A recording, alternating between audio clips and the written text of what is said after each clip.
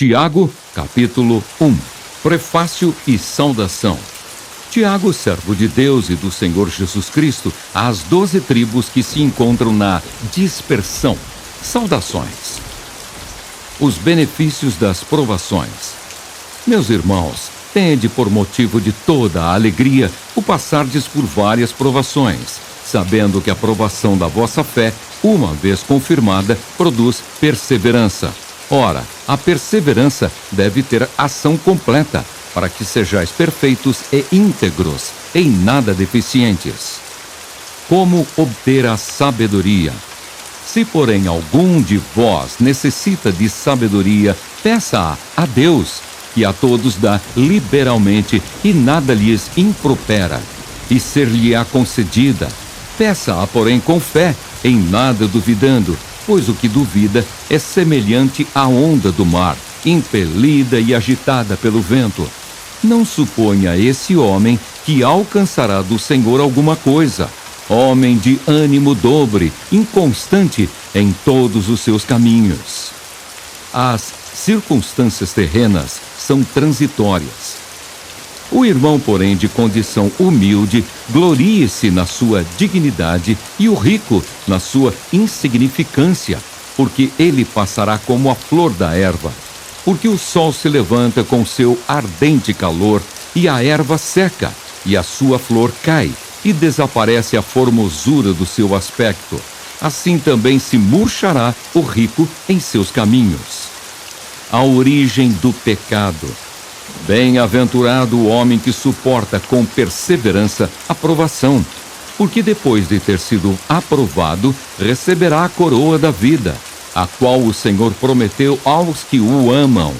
Ninguém ao ser tentado diga, sou tentado por Deus, porque Deus não pode ser tentado pelo mal, e Ele mesmo a ninguém tenta. Ao contrário, cada um é tentado pela sua própria cobiça, quando esta o atrai e seduz. Então, a cobiça, depois de haver concebido, dá à luz o pecado, e o pecado, uma vez consumado, gera a morte. A origem do bem. Não vos enganeis, meus amados irmãos. Toda boa dádiva e todo dom perfeito são lá do alto, descendo do Pai das luzes, em quem não pode existir variação ou sombra de mudança. Pois, segundo o seu querer, Ele nos gerou pela palavra da verdade, para que fôssemos como que primícias das suas criaturas. A prática da palavra de Deus. Sabeis estas coisas, meus amados irmãos. Todo homem, pois, seja pronto para ouvir, tardio para falar, tardio para se irar, porque a ira do homem não produz a justiça de Deus. Portanto, despojando-vos de toda a impureza e acúmulo de maldade, acolhei com mansidão a palavra em vós implantada, a qual é poderosa para salvar a vossa alma.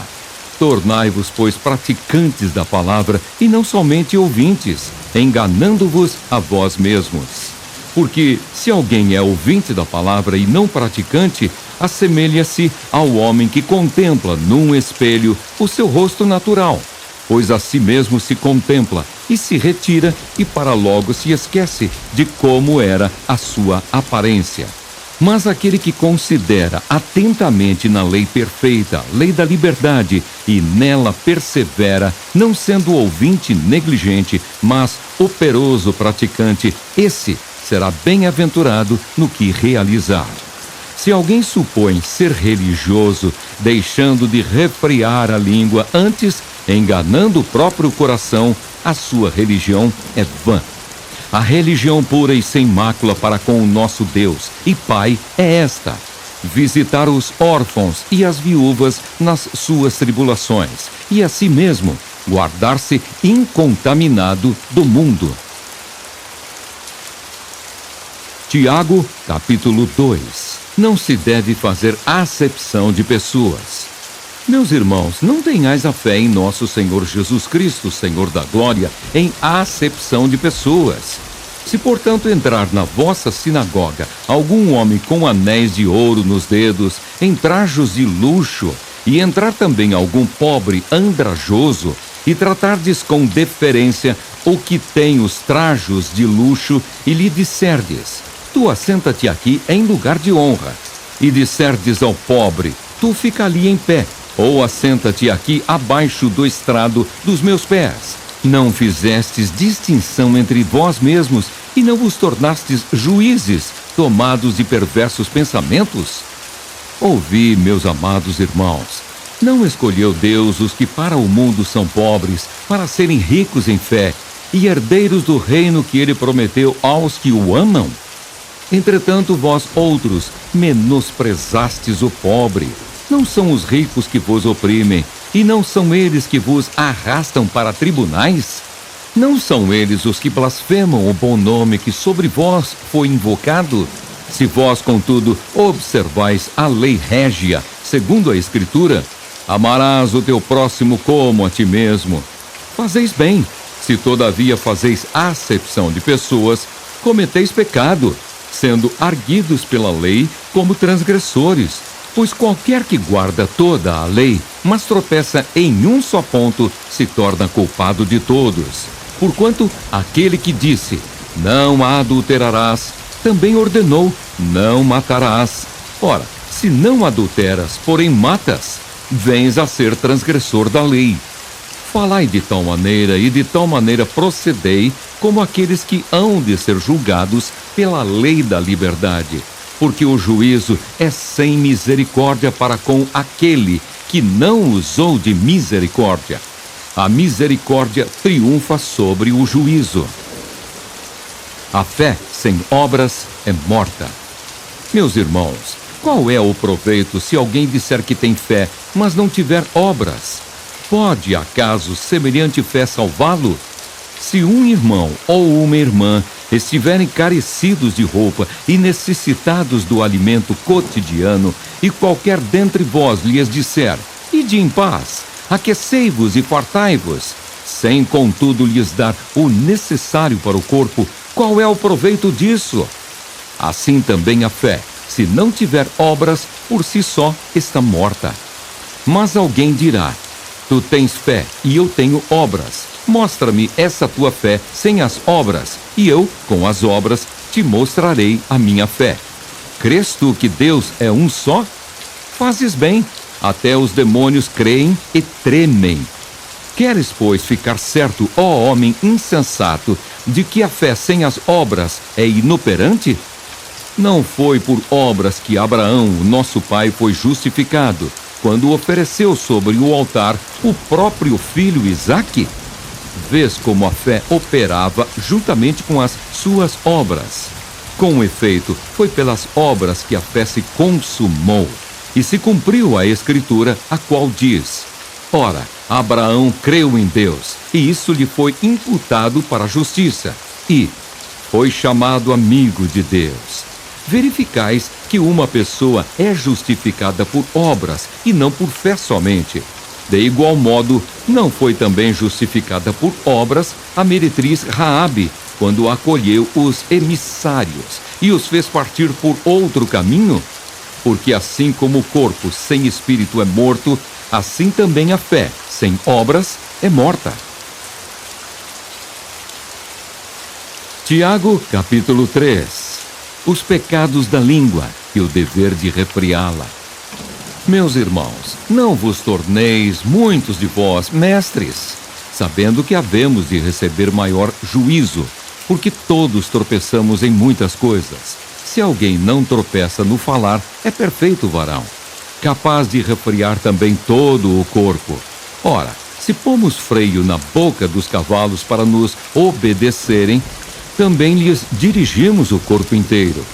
Observai igualmente os navios, que sendo tão grandes e batidos de rijos ventos, por um pequeníssimo leme, são dirigidos para onde queira o impulso do timoneiro. Assim também a língua, pequeno órgão, se gaba de grandes coisas. Vede como uma fagulha põe em brasas tão grande selva. Ora, a língua é fogo, é mundo de iniquidade. A língua está situada entre os membros de nosso corpo e contamina o corpo inteiro, e não só põe em chamas, toda a carreira da existência humana, como também é posta ela mesma em chamas pelo inferno. Pois toda espécie de feras, de aves, de répteis e de seres marinhos se doma e tem sido domada pelo gênero humano. A língua, porém, nenhum dos homens é capaz de domar. É mal incontido, carregado de veneno mortífero.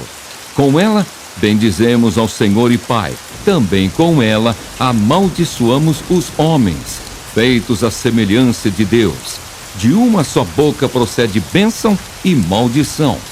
Meus irmãos, não é conveniente que estas coisas sejam assim.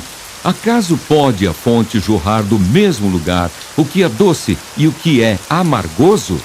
Acaso, meus irmãos, pode a figueira produzir azeitonas ou a videira figos?